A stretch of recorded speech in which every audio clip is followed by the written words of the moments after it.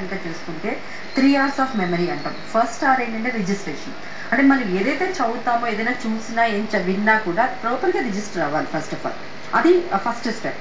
Second step వచ్చినట్టు retention అంట. అంటే ఏది మనం విన్న దాంట్లోంచి ఎంతవరకు మనం రిటైన్ చేసుకోగలం అనేది సెకండ్ స్టెప్ ఉంది. థర్డ్ స్టెప్ ఏంటంటే రికాల్ అండి. అది ఏంటంటే నాకు అవసరమైనప్పుడు నా మైండ్లోంచి నేను ఏదైనా ఇన్ఫర్మేషన్ బయటకు తీసుకురాగలను.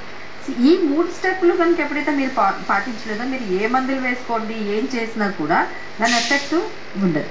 సో మేము చూసింది ఏంటంటే ఫస్ట్ స్టెప్లోనే అంటే ఇప్పుడు ప్యాసివ్ లిజనింగ్ అంటాం, ప్యాసివ్ రీడింగ్ అంటాం. పిల్లలు చదివేటప్పుడు చాలా ప్యాసివ్గా చదువుతారు.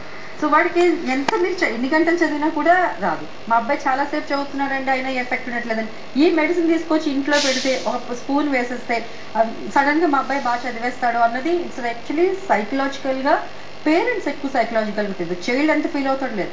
చైల్డ్కి ఎంతసేపు అంటే ఇది చేస్తే అమ్మ నన్ను ఏమంది కదా, వాళ్ళకి ఒకటే ఫీలింగ్ ఏంటంటే ఓకే నన్ను అమ్మ దగ్గర నుంచి నేను తిట్లు అవాయిడ్ చేసుకోవాలంటే ఒక స్పూన్ వేసేసుకుంటే సరిపోతుంది, అంతకన్నా ఏముండదు.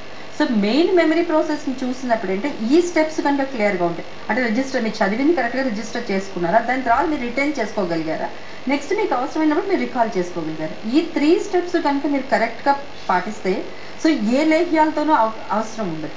రెండో జనరల్గా మా కౌన్సిలింగ్కి వచ్చిన వాళ్ళు ఎందుకంటే ఇంకొకటి ఏంటంటే పిల్లల్లో లెర్నింగ్ డిసబిలిటీస్ అనేవి చాలా ఉన్నాయి. వాళ్ళకి రీడింగ్, రైటింగ్, స్పీకింగ్ ఇవన్నీ చాలా ఉన్నాయి.